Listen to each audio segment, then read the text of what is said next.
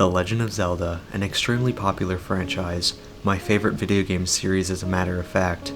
Similar to Mario 64, The Legend of Zelda Ocarina of Time was a major step for 3D games, being the first of the 3D Zelda line. Like many games that came out around the time, there were countless rumors that circulated the popular game. The transition from 2D to 3D, of course, meant that there was a world of possibilities just hidden out of sight. Similar to Mario 64 or basically any popular game at the time, there's a world of rumors and secrets one can apparently find within the popular game. From obtaining the Triforce to the Lost Heart piece, nothing is too big or too small. Today, we will be the annoying kid on the playground with an uncle who works at Nintendo and reveal the many rumors following The Legend of Zelda Ocarina of Time. After finishing the Gerudo Fortress as an adult, the carpenters you save during that section of the game will take refuge in a large tent outside of the fortress map. Inside the tent, though, is a strange-looking man. This character is known as the Running Man. You are able to talk to the Running Man, who will challenge you to a race, to the bridge that connects Hyrule Field to the Korkiri Forest. Once you reach the bridge, either on horse or foot, no matter what, the Running Man will have reached the bridge seconds before you. This of course irritated players who assumed that if you were able to beat the Running Man in that race, that would mean that you'd gain some sort of secret item. This sparked various different rumors on how to beat the Running Man. Rumors including using a cartridge tilting glitch to more infamously warping back into Link's child form and going to the bridge and waiting for the equivalent of 7 years in-game until the Running Man reaches the bridge. Pretty ridiculous, but as a desperate completionist kid, tryable. In January of 2009, a YouTube user named Rusty Sporks made a video giving evidence of beating the Running Man, which gave some credence to the rumor. This of course was disproved when the game text was dumped online, and no evidence of beating the Running Man text showed up. In the end, there is no way of beating the Running Man, only beating your own time. In earlier Zelda games before Ocarina of Time, when Link had a full set of hearts, he was able to shoot a beam from his sword. Commonly known as the Sword Beam, this feature is noticeably absent from Ocarina of Time. This caused a rumor to be spread that there is a way to unlock the attack. The rumor was later intensified when images of the Ocarina of Time beta appeared online showing the Sword Beam. Unfortunately for those who truly believed that there was a way to unlock it, the Sword Beam was originally planned for the game but was scrapped during development. Speaking of the beta, the rumor of a secret area referred to as the Unicorn Fountain made its mark on the early internet. This rumor comes from images of the beta of a fountain area similar to the Great Fairy Fountains, but with heads of unicorns surrounding it. The fountain was originally supposed to be the area where Link would learn how to use the Sword Beam, and many have theorized that the fountain is located near the waterfall inside Zora's domain. Some have even speculated that the Unicorn Fountain was the secret area where you could obtain the Triforce. The theory on Zora's domain was given credence due to the strange dead end that can be found under the water. At the bottom of a rock mass, there is what looks to be a hallway. Where does the hallway go? Nowhere. At least not originally. Enter Ura Zelda.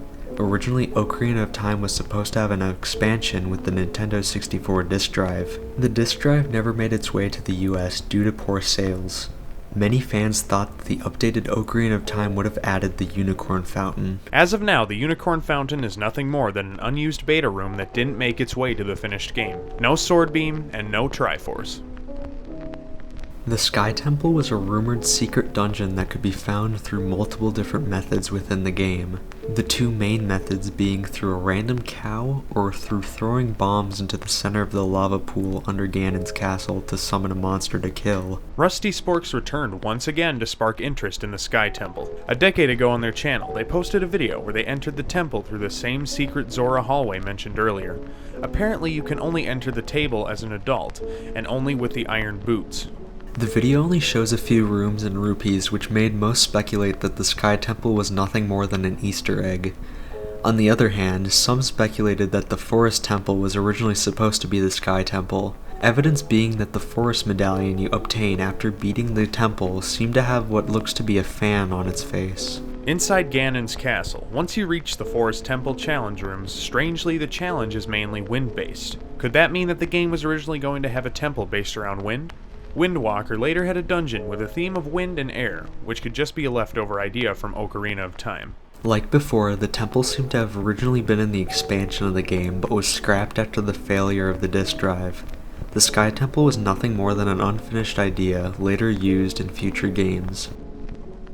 Within the haunted Gerudo Desert is where our next mystery hides. This rumor came after some players discovered that if you play the Song of Storms within the desert, you can see a strange pyramid-like structure as lightning strikes. The pyramid was believed to be the Pyramid of Power, which is an area within the game The Legend of Zelda: A Link to the Past. Rumors spread that the pyramid as well had an extremely powerful item hidden within. Which item? We'll explain later. It seemed impossible to reach the supposed pyramid without cheats due to how the desert is programmed. The game wants you to follow a set path through the desert. If you walk off the path, Link will get lost and be returned to the entrance of the desert. This fact was a huge hit to the credence of this theory. The pyramid was fully debunked when using cheats. The pyramid was discovered to be nothing more than a texture for the mountains that can be found near the entrance of the desert. The end of the mountain happened to be pretty primitive, just a triangular-shaped rock which was given more attention than it was worth. Here's a short and strange one. El Puerco was a rumored rare enemy that could be found within the graveyard, more specifically, when you race the ghost of the gravekeeper, Dompe. El Puerco was described as a pig-like enemy and was circulated on Zelda forums and even GameFAQs for a while. The original sighting, if true, was most likely than not a glitched re-dead that was found within the graveyard. Within the code of the game, there is no evidence of the rumored El Puerco. Most likely just some bored guy that decided to freak out some Zelda myth hunter one night. Luckily for us, there is no such thing as El Puerco. Probably. Ultimate Power. The symbol left behind by the Golden Goddesses after they created Hyrule. The Triforce. This old relic talked about throughout the entire Zelda franchise is by far the largest rumor to have come from Ocarina of Time. Many were adamant that somehow the Triforce was obtainable within the game. It seemed that rampant speculation for the Triforce being obtainable started simply enough from the inventory screen, around the symbols which show which medallions you have obtained in a grayed out symbol of the Triforce. As you get more of the medallions, their symbols glow the colors that the medallions show. It was understandable enough that people who played the game assumed that eventually the Triforce would be put in that center slot. Rumors of the Triforce most likely also came from the beta footage shown off before the game's release. Within the beta video shows a cutscene of Link in front of what looks to be a fountain watching the Triforce rise above him. Many believe that it was actually the Unicorn Fountain, that there was some way to enter that secret area and collect the golden relic in the completed game.